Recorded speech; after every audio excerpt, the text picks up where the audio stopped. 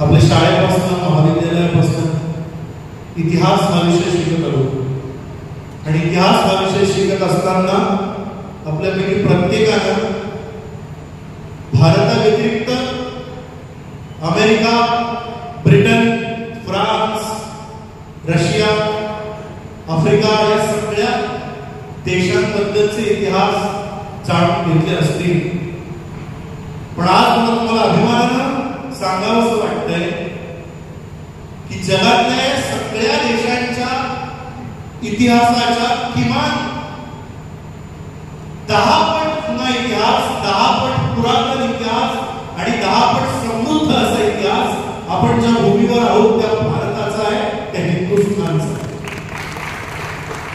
अभिमान वाटायला पाहिजे आपल्याला सगळ्यांना की त्या हिंदुस्थानमध्ये आपला जन्म झाला. तुम्ही अमेरिकेचा इतिहास काढून बघा. 700-800 वर्ष, 900 वर्ष जुना अमेरिकेचा इतिहास आहे. तुम्ही इंग्लंडचा इतिहास काढून बघा.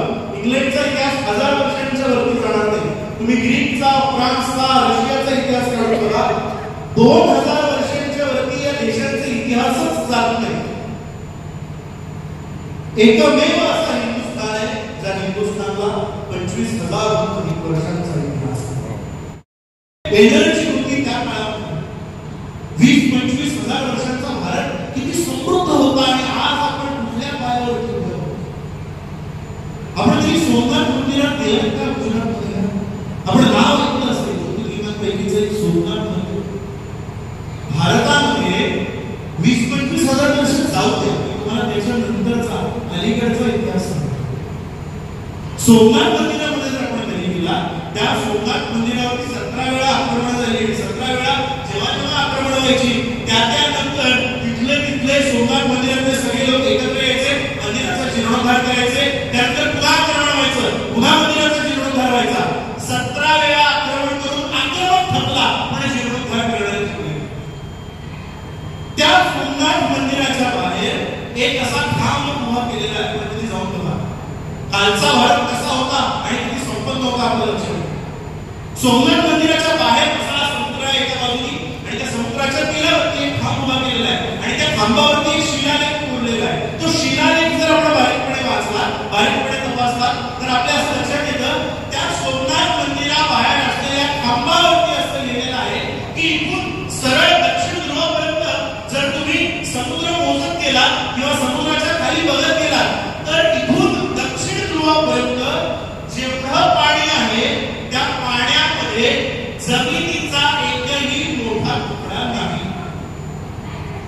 आता हे मी तुम्हाला कधीच सांगतोय, साधारणतः 1600-1700 वर्षांपूर्वी 1600-1700 वर्षांपूर्वी या देशामध्ये ब्रिटिश आलेले नव्हते, शक आलेले नव्हते, कुशाण आलेले नव्हते, हुणे आलेले नव्हते. तेव्हा केवळ आपणच या देशामध्ये होतो. आता त्या काळात बांधल्या गेलेल्या सोमनाथ मंदिराच्या खांबावरती जर असं लिहिलेलं असेल इथून पुढे दक्षिण ध्रुवापर्यंत तुम्ही मोजा आणि तुम्हाला जमिनीचा एक तुकडाही सापडणार नाही. साधारणपणे पृथ्वीच्या मानाने आपण जर मोजायला गेलो तर एक जमिनीचा तुकडा 10 किलोमीटरचा मानला जातो पृथ्वीच्या क्षेत्रफळाच्या तुलनेत. मग ब्रिटिश या देशामध्ये आले आणि ब्रिटिशांनी जेव्हा हे सगळं शोधायला सुरुवात केली, त्या मंदिरांमध्ये गेले तेव्हा सोमनाथाच्या मंदिरामध्ये एक ब्रिटिश अधिकारी गेला आणि तो ब्रिटिश अधिकारी जेव्हा तिथे गेला तेव्हा नेमका त्यांच्यासोबत ते आले तेव्हा आपली भाषा कळत नव्हती, काही कळत नव्हतं, एक भाषा सोबत होती. नेमका त्या सोमनाथ मंदिराच्या बाहेर गेल्यानंतर त्यांनी तो खांब बघितला आणि खांब बघितल्यानंतर ते असं म्हणाले की काय लिहिलंय या खांबावरती जर आम्हाला सांगा. त्यांनी सांगितलं की इथे असं लिहिलंय की पुढे दक्षिण ध्रुवापर्यंत तुम्ही जर मोजत गेला तर तुम्हाला जमिनीचा एकही मोठा तुकडा सापडणार नाही. तुम्हाला काही काय लिहिणार हे मंदिर किती वर्ष जुनं आहे? तुम्हाला साधारण 1600 वर्ष जुनं मंदिर आहे आणि मग 1600 वर्ष जुनं मंदिरामध्ये तुम्हाला इथून दक्षिण ध्रुवापर्यंत मोजता आलं कसं? पुढे 1600 वर्षांपूर्वी उत्तर ध्रुव, दक्षिण ध्रुव आणि पृथ्वीचं क्षेत्रफळ पुढे मोजलेलं होतं का? तुम्हाला त्या काळच्या आमच्या पूर्वजांकडे काहीतरी टेक्निक्स असतील, काहीतरी त्यांच्याकडे सुद्धा गणिती उपकरण असतील, त्यांनी मोजलं असेल. तुम्हाला शक्यच नाही. मी तुम्हाला प्रूव्ह करून दाखवतो यावर जे लिहिलेलं ते साफ होत आहे. त्यांनी त्याच्या उच्चाधिकाऱ्याला पत्र लिहिलं. पत्रामध्ये लिहिल्यानंतर त्यांनी सांगितलं की इथे भारतामध्ये सोमनाथ मंदिर आहे आणि त्या सोमनाथ मंदिरामध्ये अशा प्रकारचा एक स्तंभ उभारलेला आहे. म्हणाला ओके, त्या स्तंभावरती असं लिहिलेलं आपण मोजूया म्हणे. आता काळ ते आपल्याला मोजमापाची सगळी साधनं उपलब्ध आहेत. ब्रिटिश अधिकारी सगळे तिथे गेले. बरं, ब्रिटिश अधिकारी नुसते गेले नाही, त्यांच्याकडच्या सगळ्या मशिनरी टेक्नॉलॉजी घेऊन गेले. आज आपल्याकडे मोबाईलवरती गुगल मॅप आहे. सोमनाथ मंदिरापासून दक्षिण ध्रुवापर्यंतचा प्रदेशाचा बारीक बारीक बारीक करून मोजत राहतील. ब्रिटिशांनी मोजायला सुरुवात केली. मैदानावर लागले, मोजत राहिले आणि 2-2.5 महिन्यानंतर त्या ब्रिटिश अधिकाऱ्यांच्या लक्षात असं आलं तर हे शिलालेखावर जे लिहिलंय ना, तिथून दक्षिण ध्रुवापर्यंत जमिनीचा एक मोठा तुकडा तुम्हाला दिसणारच नाही. ही गोष्ट अगदी खरी आहे. त्यांनी जेव्हा मोजायला सुरुवात केलं तेव्हा त्यांना तत्कालीन मापनाप्रमाणे 10 किलोमीटर बाय 10 किलोमीटरचा एकही तुकडा सोमनाथ मंदिराच्या बाहेर असलेल्या समुद्रापासून दक्षिण ध्रुवापर्यंत सापडला नाही.